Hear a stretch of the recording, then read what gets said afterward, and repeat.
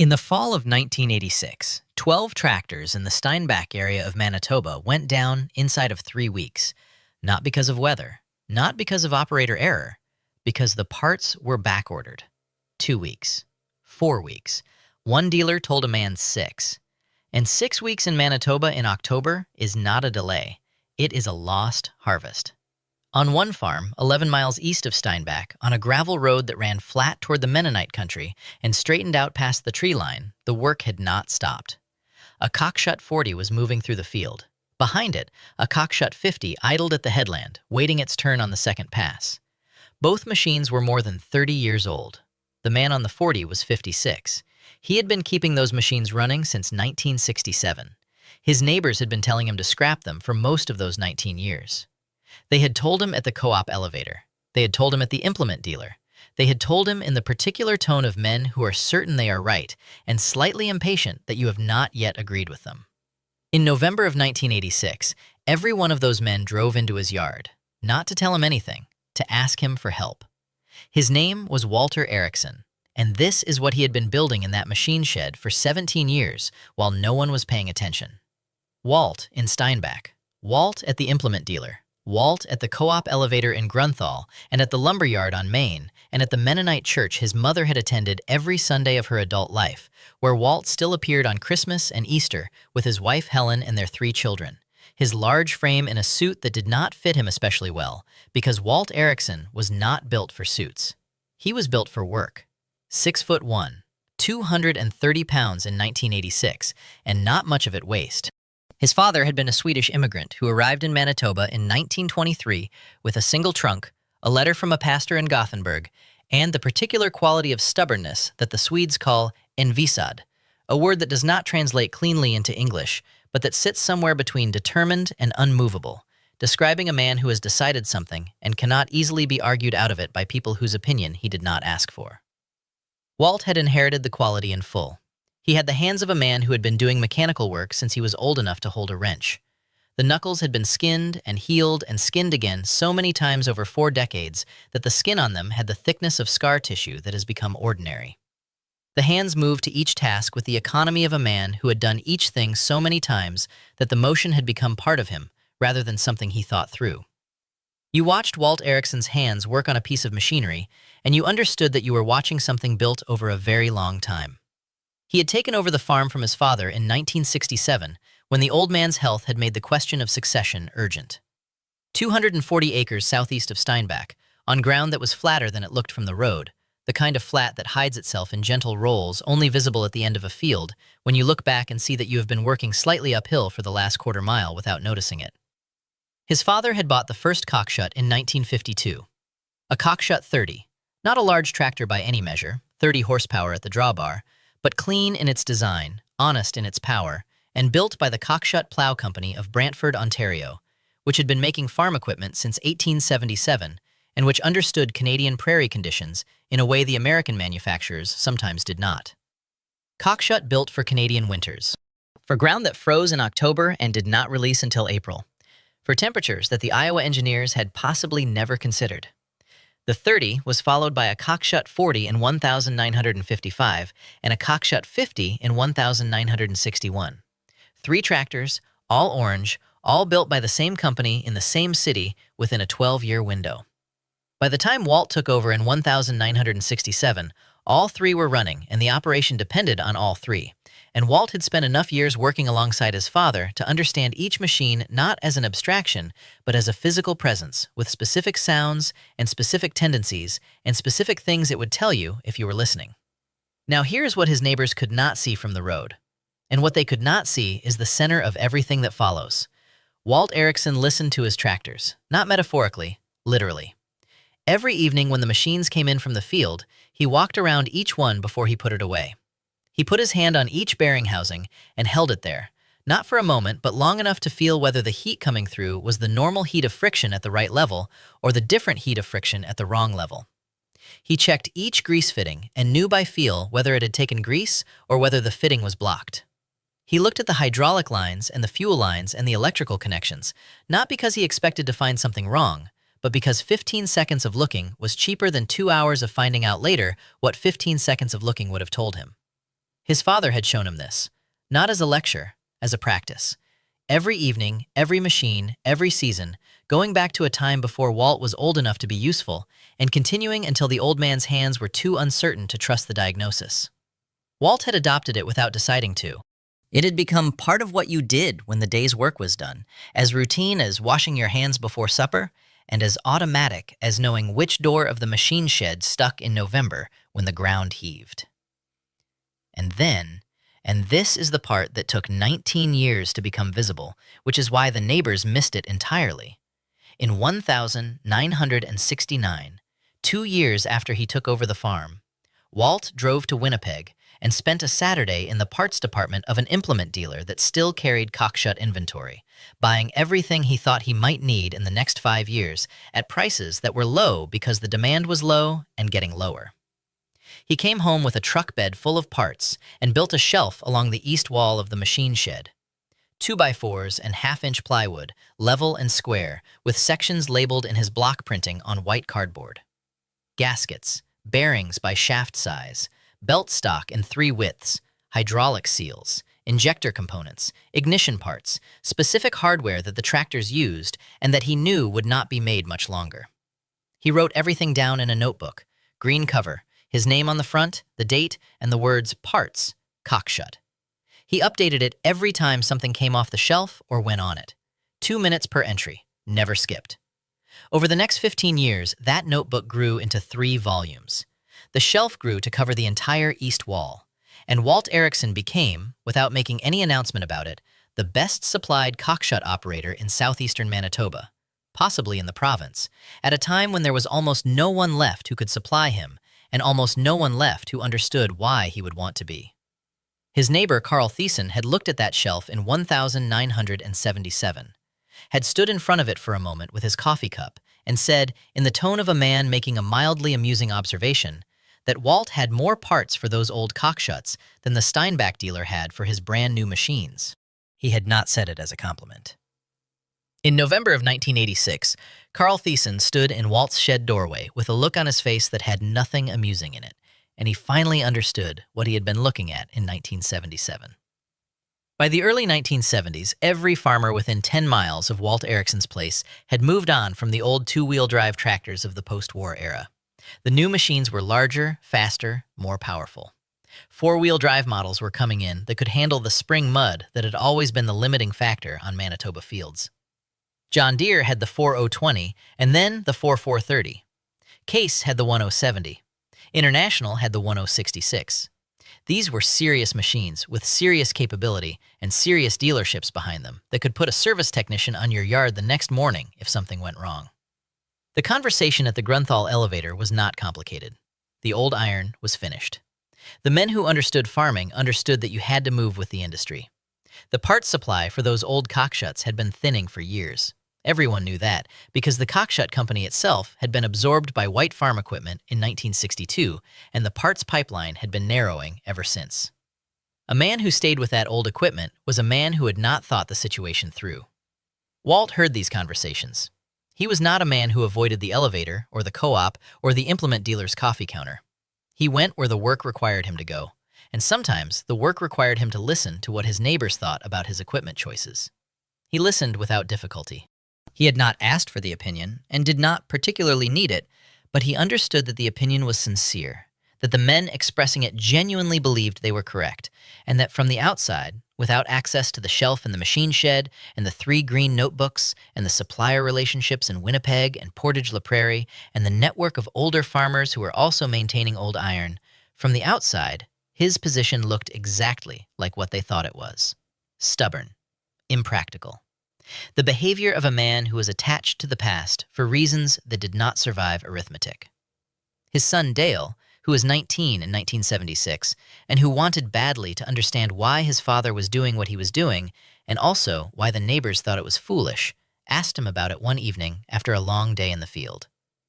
"Why do you stay with the cockshuts, Dad? Everyone says the parts are impossible to get." Walt was at the workbench, cleaning a carburetor component with a rag and solvent, the particular smell of which would always afterward mean this shed and this man and this conversation to Dale. He did not answer immediately. He finished what he was doing with the rag. He held the component up to the light and turned it and set it down. "Everyone is right," he said. "The parts are almost impossible to get through normal channels. Almost." He pointed at the shelf. "That's 15 years of finding the other channels, before they closed. Most of them are closed now, but I found them while they were open." Dale looked at the shelf. He had seen it every day of his life. He had not seen it until that moment. "So when does it run out?" he said. Walt picked up the next component and the rag. "It doesn't run out if you pay attention to what's on it." This was the answer, the whole answer. Dale understood it then and spent the next several years watching his father prove it. The commentary at the elevator continued. By 1980, it had acquired a note of mild exasperation. Not malicious, but the particular impatience of men who had moved on and found it slightly irritating that someone they respected had not moved with them. The Steinbach dealer had told Carl Thiessen that cockshut parts were essentially unavailable through the network anymore. Had Walt thought about what he would do when one of those tractors had a major failure? Had he considered that a used John Deere could be financed reasonably and would be supported by a full parts and service operation? Walt considered it. He ran the numbers. He looked at his 240 acres of southeast Manitoba ground, not the flat open country of the southwest, not the high-production Red River Valley ground, but mixed ground with some heavy clay corners and a drainage situation that had been managed with tile work his father had put in during the 1,940 seconds and that required understanding to farm correctly. The numbers continued not to support a change. He kept the cockshuts, and he kept building the shelf. In 1981, he drove to a farm auction near Morden and bought a cockshut 40 for $65, not to run, but to take apart. He brought it home on a trailer and spent 2 weekends stripping it and adding the components to the labeled sections. His neighbor, Ray Enns, drove past twice while this was happening, and the second time slowed down and rolled down his window. "Buying more of those?" he called. "Parts," Walt called back, without stopping what he was doing. Ray drove on. He told Carl Thiessen about it later, in the tone of a man confirming a story he had already half believed. Walt Erickson had bought another broken-down cockshut and was taking it apart in his yard. The shelf grew. The notebooks grew. The network of contacts Walt had built, an implement dealer in Portage la Prairie who still carried old white paint inventory, a farm salvage operation near Brandon that had 3 cockshuts in various states of disassembly, an older farmer in the Interlake who had been running a cockshut 50 since 1963 and who had his own shelf, grew quietly, steadily, without any announcement. From the road, it still looked like stubbornness. The cockshut 40 that Walt Erickson had been running since 1967 was, by 1983, an object lesson in what sustained attention to a machine can produce over time. On the surface, it looked like a 30-year-old tractor, because it was a 30-year-old tractor. The orange paint had faded to the particular washed-out orange of prairie sun on enamel over many seasons. The seat had been recovered twice, in vinyl that did not quite match the original. The steering had a slight pull to the right that Walt had lived with for so long that his left hand corrected for it automatically without being told to. These were the honest marks of a machine that had been working hard in one place for a long time, and Walt had no interest in disguising them. On the inside, it was a different situation entirely. Walt had rebuilt the engine in 1974 at 9,200 hours, grinding the journals, fitting new bearings, putting in new rings and valves, doing the work himself over a winter with enough slow days to make the project possible. He rebuilt it again in 1982 at 15,600 hours. A number that would have been surprising on a tractor that had received average care, and remarkable on one that had received the care Walt gave. He kept an hours log in the green notebook, 1 entry per work session, every season, every year. The hydraulic system had been overhauled in 1978 after a seal failure that Walt had caught early. Caught it because the hydraulic reservoir had dropped a small amount between weekly checks. A small amount that would have been easy to top off and ignore, and that Walt did not top off and ignore, but traced to a weeping seal at the lift cylinder, pulling the cylinder before the weep became a failure, and replacing the seal on a Tuesday evening in November when the alternative was doing it under pressure in the field during planting. This was the discipline, not the dramatic rescue. The Tuesday evening in November when nothing had failed yet, and you could have waited, but you did not wait. He had a service schedule for each tractor posted on the wall above the workbench, not a manufacturer's schedule that had been designed for machines under average conditions with average operator attention. Walt's schedule was designed for his machines, under his conditions, with his knowledge of what each machine needed and when. It was handwritten in pencil, with corrections in different shades that told the history of its evolution over time. Notes about specific things to watch. Reminders about the peculiarities he had learned over years. The Cockshut 50's tendency to run slightly hot when the air filter was not perfectly clean, requiring a check interval twice as frequent as the specification called for. The 40's front axle bearing that ran a little warm on the left side and needed grease at 150 hours instead of 200. The shelf on the east wall was organized by component system. Engine parts in one section, hydraulic in another, electrical in another, drivetrain in another. Within each section, parts were sorted and labeled with cardboard tags in Walt's block printing. He did not use any system more complicated than consistent labeling, because any system more complicated would have required maintenance to stay accurate, and simpler systems maintained consistently are more reliable than complex systems maintained imperfectly. In 1983, he drove to Portage-la Prairie on a Saturday in February, the kind of February day that Manitoba produces. Cold in the way that requires commitment to be outside in it. Wind from the northwest, sky the color of old galvanized steel. To meet a retired implement dealer named Plett, who had been selling and servicing Cockshuts since 1958, and who still had a substantial parts inventory he had been trying to find buyers for since he scaled back the business. Walt spent 4 hours in Plett's shop and came home with everything that fit the 40 and the 50. 2 complete gasket sets, a set of main bearings, rod bearings, an injection pump rebuild kit, valve train components, 2 sets of hydraulic seals, and a quantity of electrical components, including points and condensers, and a voltage regulator for the Delco system. He paid less for all of it than he would have paid for a single dealer service call on a new machine. He updated the green notebook that evening. Date, source, components, quantities, cost. 4 minutes. His neighbor, Carl Thiessen, asked him once what he would do if one of the tractors had a major failure that the shelf couldn't cover. "What kind of failure?" Walt said. Carl named one. Walt walked to the shelf and showed him the component. Carl named another. Walt opened the notebook and showed him where he had sourced a replacement. Carl named a third. Walt paused. He went to the back of the shelf and came back with a part that Carl had not known was there. "I found that in Portage in 1983, Walt said. "Old man Plett had 2. I bought both." Carl drove home.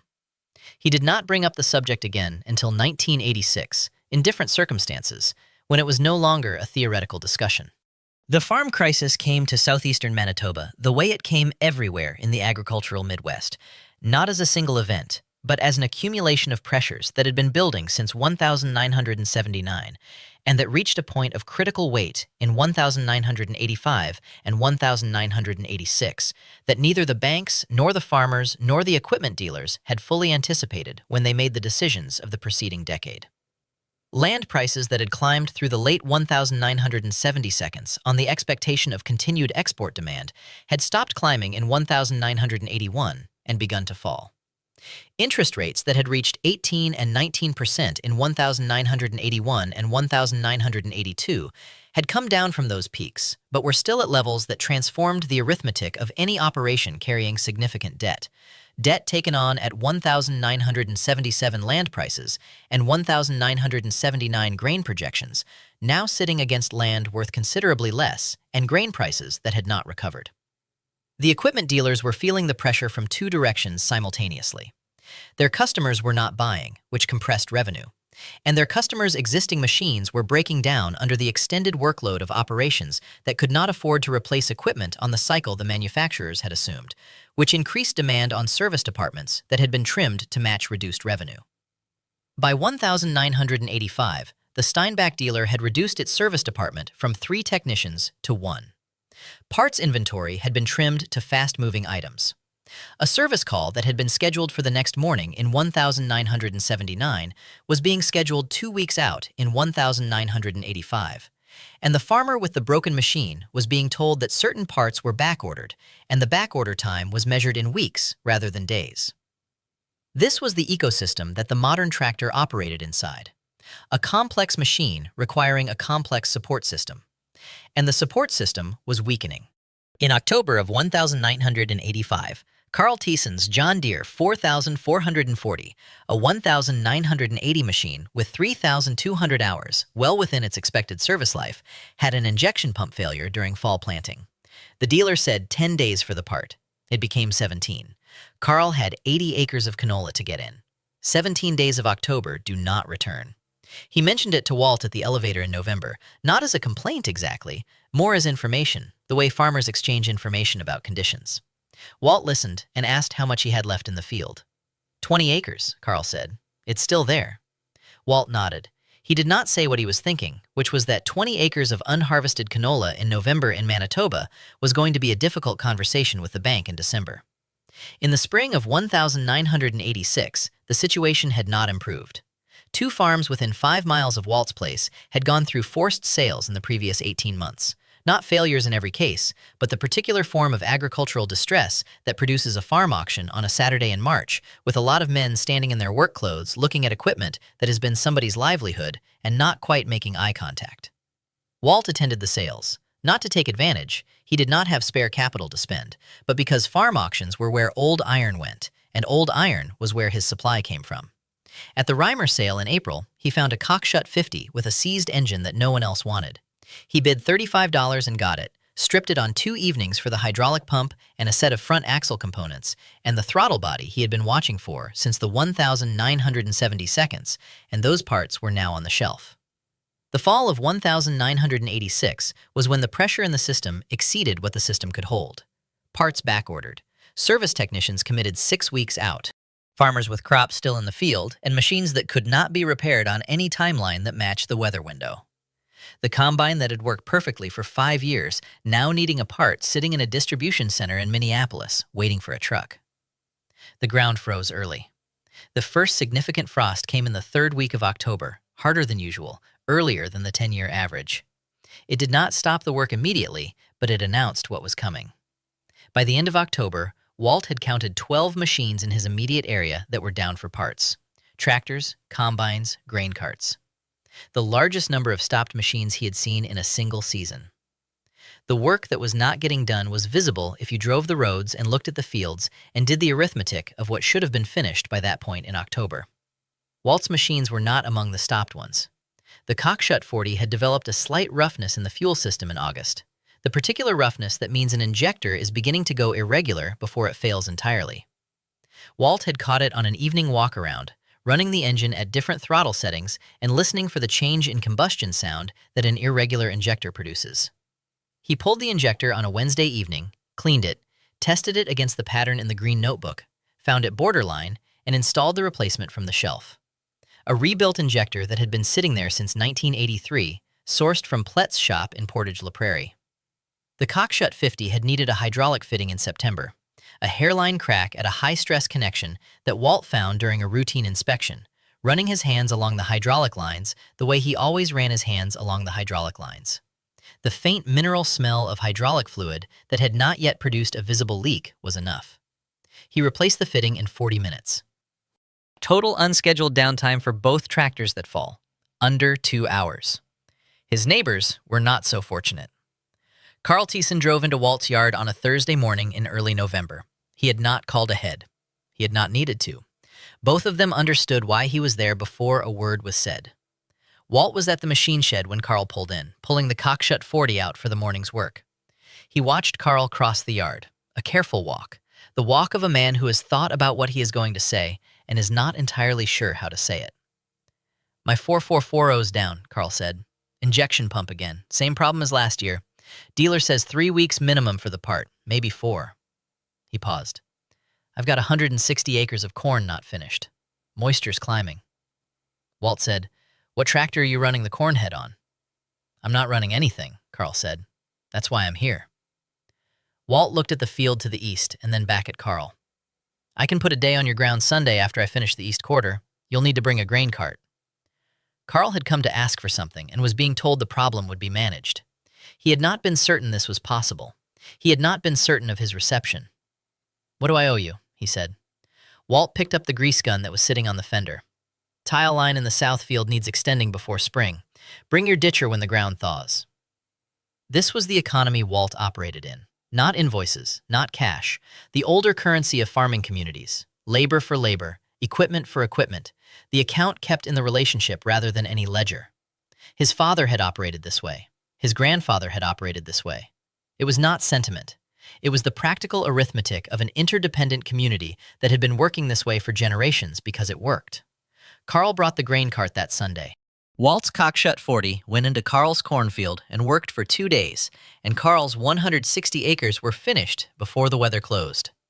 The second visitor was Ray Enns, who had watched Walt strip the salvage cockshut in the yard in 1981 with the expression of a man confirming his existing opinion.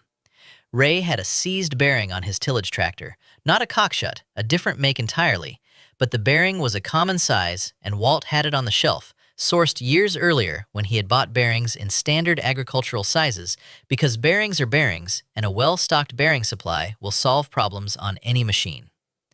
Ray had the bearing installed and his tractor running by noon on a Saturday. He stood at the shed door when he was done, looking at the shelf. "How long have you been building this?" he said. "Since 1969, Walt said. Ray nodded once. He drove home without elaborating on what he was thinking, which Walt understood as the correct response. Some things don't require elaboration. The third visitor was harder. Peter Friesen, 2 farms to the north, had a combine header failure. Not a part Walt could supply from the shelf, a highly specific component for a machine Walt had never worked on. But Walt had the Portage La Prairie contact and the Brandon salvage contact and an afternoon free, and 4 phone calls later, he had located the component at a dealer in Carmen who had it in stock because that dealer had not yet been forced to trim his inventory to fast-moving items. Peter had his header back in the field in 3 days instead of the 3 weeks the original dealer had quoted. He arrived at Walt's door on a Saturday in December with a hindquarter of beef, fresh butchered. He said where he had left it in the machine shed and nodded once and drove away. Walt found it hanging on the hook inside the east door when he went out that evening. He did not tell Helen where it had come from until she asked, and when he told her, she nodded and did not ask anything else, because after 30 years of marriage, she understood the economy her husband operated in and knew it was the one that lasted. By the end of that fall, Walt had helped 4 neighbors directly and connected 2 others to suppliers who could solve problems he couldn't solve from his own shelf. He had not asked for any of it and had not told anyone it was coming. The shelf and the notebooks and the network had been built for his own operation, but the knowledge that went into them did not become less useful when applied to someone else's problem. And Walt Erickson was not a man who would watch a neighbor's harvest sit in a field when he had the means to help. The Cockshut 40 logged 847 hours that season. The Cockshut 50 logged 631. Both were running at the end of it. Walt Erickson ran the Cockshut 40 until 1996. He was 66 that year, and his son Dale, who had been farming alongside him for 11 years by then, made the case that the operation had grown large enough to justify a newer machine, and that the time Walt spent on the Cockshut's maintenance was time the farm needed in other places. Walt agreed. He drove the 40 into the back corner of the machine shed for the last time on a Wednesday evening in October, greased every fitting, drained and replaced the oil, covered it with a canvas tarp he had been keeping for the purpose, and went inside for supper. He did not say anything about it at supper. Helen asked, later, how he felt. "It ran clean to the end," he said. "That's all you can ask." It was not the last thing he said about it, but it was the truest. He died in the spring of 2009, 79 years old, in the house his father had built in 1931. The farm had passed to Dale by then. Dale's oldest had started coming out on weekends to learn the work. The operation had grown to 480 acres. The equipment was new and dealer-supported. Walt had been at peace with all of it for 15 years. The week after the funeral, Dale went into the machine shed. The shelf was still on the east wall. Not everything on it was relevant to the current equipment. Much of it was specific to machines that no longer ran on the farm. But the shelf was maintained. Dusted. Labeled in the same block printing, the minimum quantity cards still in place, though some of the sections behind them had been empty for years. Dale found the green notebooks in the filing cabinet in the shed office. 3 volumes, spiral-bound, the covers faded from green to a kind of gray-green. His father's name on the front of each one, the dates, and the words parts, cockshut. He sat in the shed office with those notebooks for 2 evenings.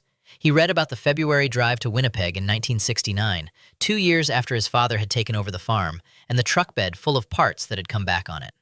He read about the shelf being built that same month, 2x4s and half-inch plywood, square and level.